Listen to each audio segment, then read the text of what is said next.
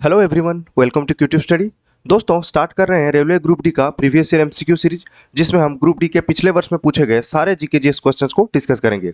क्योंकि group D का CBT exam date schedule हो चुका है, तो प्रिपरेशन बहुत अच्छे से करने हैं और उसमें हम आपको हेल्प करेंगे। तो जल्दी से चैनल को सब्सक्राइब कर ले और हमारे साथ जुड़े रहें। चलिए स्टार्ट करते हैं वीडियो को। तो इस वीडियो में 17/8/2022 के शिफ्ट 1 में जो क्वेश्चंस आए थे उसको कवर करेंगे। तो पहला क्वेश्चन हो गया, in Jainism the word Jain is derived from the Sanskrit word Jina which means. तो जैनिज्म में जो वर्ड जैन है ये संस्कृत वर्ड जिन से डिराइव किया गया है। तो ये जिन जो है इसका मतलब क्या है? ऑप्शन ए दिया है enlightened, option B conqueror, option C god, option D दिया है टीचर। इसका सही आंसर क्या हो जाएगा? ऑप्शन बी हो जाएगा इसका सही आंसर। ठीक है, कॉन्कोरर जो जिन है इसका मतलब है कॉन्कोरर।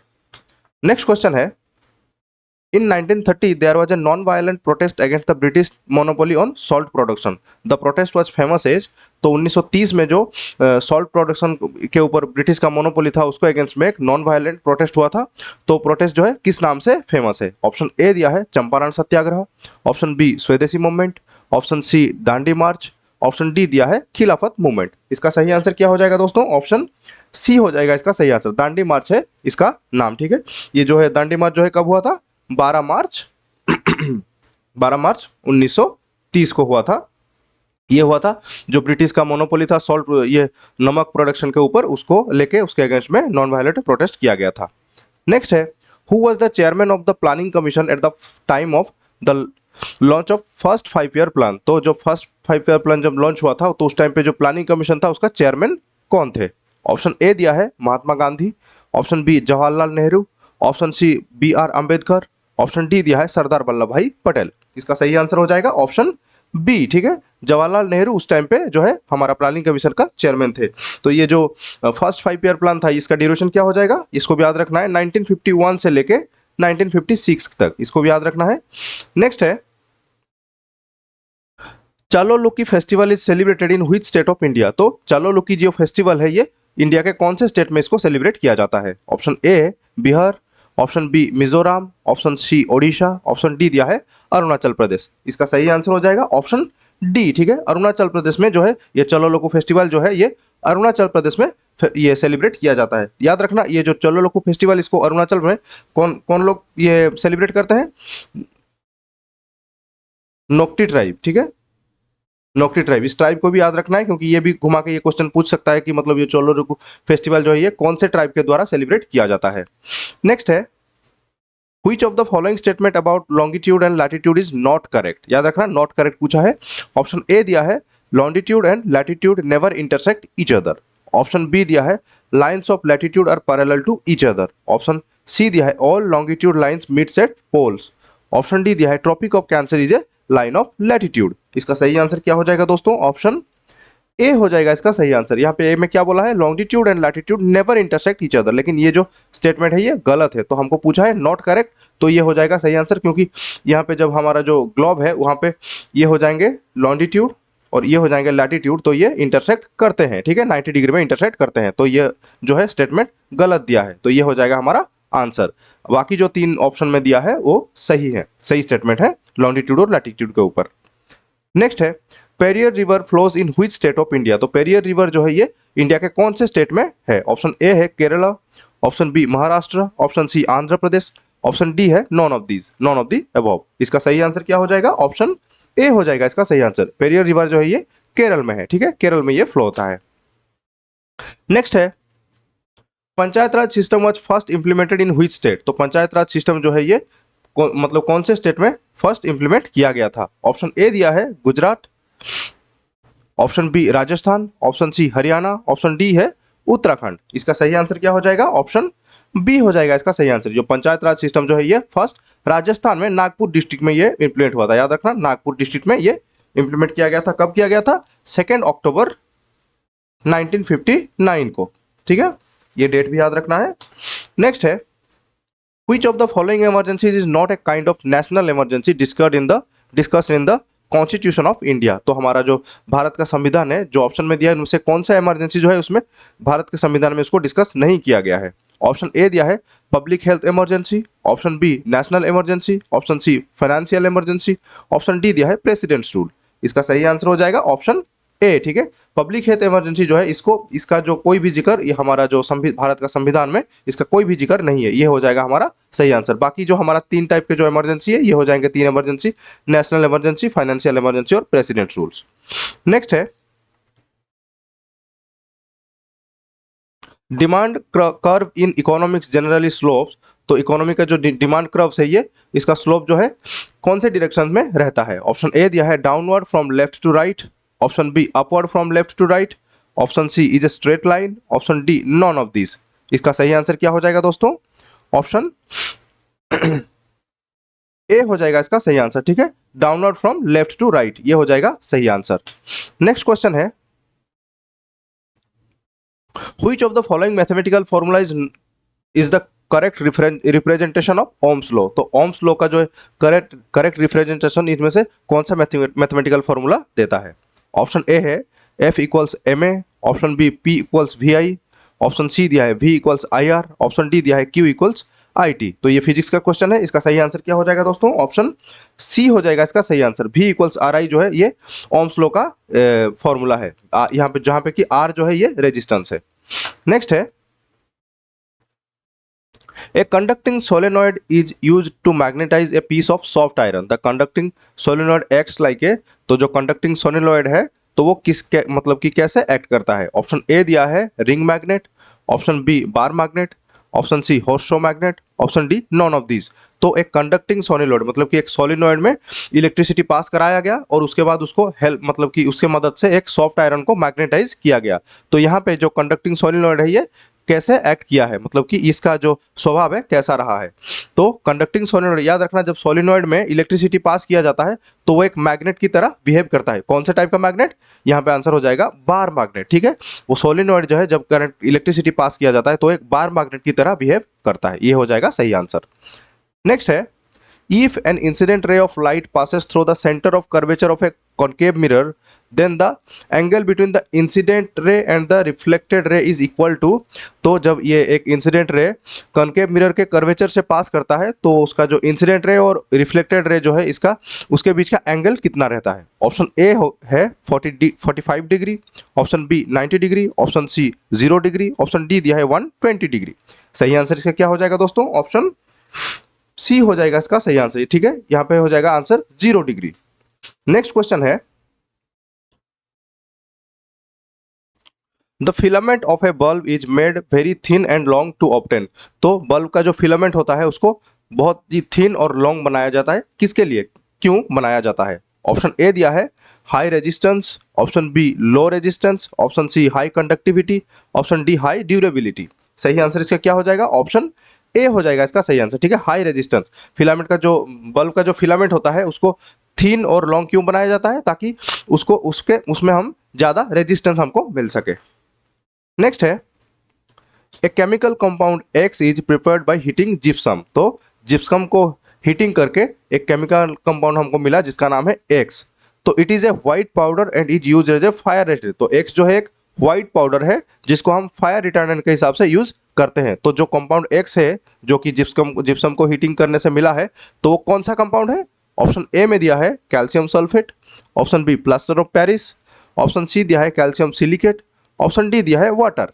सही आंसर इसका हो जाएगा ऑप्शन बी, ठीक है। जिप्सम को जब भी हीटिंग किया जाता है तो उसका वाटर जो है ये वेपराइज हो जाता है तो वो जो है प्लास्टर ऑफ पेरिस जो है फॉर्मेशन करता है। नेक्स्ट है Which of the following compounds are used in black and white photography। तो ब्लैक एंड व्हाइट फोटोग्राफी में जो नीचे दिया गया है ऑप्शन, उनमें से कौन से कंपाउंड्स को यूज किया जाता है? ऑप्शन ए दिया है silver chloride, option B silver bromide, option C both A and B, option D neither A nor B. सही आंसर इसका हो जाएगा ऑप्शन सी, ठीक है। बोथ ए एंड बी मतलब कि जो ब्लैक एंड व्हाइट फोटोग्राफी होता है उसमें सिल्वर क्लोराइड और सिल्वर ब्रोमाइड दोनों को ही हम जो है यूज करते हैं उस फोटोग्राफी में। नेक्स्ट है Which are the first and last elements of Newlands periodic table respectively. तो न्यूलैंड्स का जो पीरियोडिक टेबल है उसमें फर्स्ट और लास्ट एलिमेंट कौन कौन से हैं? ऑप्शन ए दिया है hydrogen helium, option B helium thorium, option C hydrogen thorium, option D lithium helium. सही आंसर इसका हो जाएगा ऑप्शन सी, ठीक है, हीलियम थोरियम। तो जो न्यूलैंड्स का पीरियोडिक टेबल है उसमें फर्स्ट एलिमेंट कौन है? फर्स्ट एलिमेंट हो जाएगा हाइड्रोजन और लास्ट एलिमेंट जो है ये हो जाएगा थोरियम, ठीक है। नेक्स्ट है what are the products of chlor alkali process? तो चैलोर अल्कली प्रोसेस में जो प्रोडक्ट निकलते हैं, कौन से प्रोडक्ट निकलते हैं, उत्पाद क्या होते हैं? ऑप्शन ए दिया है NaOH, chlorine and hydrogen gas. Option B CaOH, chlorine and hydrogen gas. Option C दिया है KOH, chlorine and hydrogen gas. Option D में दिया है नॉन। सही आंसर इसका क्या हो जाएगा दोस्तों? ऑप्शन ए हो जाएगा इसका सही आंसर। ठीक है, सोडियम हाइड्रोक्साइड और क्लोरीन, सोडियम हाइड्रोक्साइड, क्लोरीन और हाइड्रोजन गैस जो है इसका प्रोडक्ट निकलता है। अच्छा, चैलोर अल्कली प्रोसेस जो है वो क्या होता है, याद रखना उसका जो प्रोसेस का जो केमिकल इक्वेशन बनेगा ये हो जाएगा 2NaCl, 2NaCl प्लस 2H2O। उसके बाद इसका जो प्रोडक्ट रहेंगे वो हो जाएगा 2NaOH, ये हो जाएगा sodium hydroxide plus chlorine gas plus hydrogen gas, ये हो जाएगा। ठीक है, ये हो जाएगा सही आंसर। नेक्स्ट है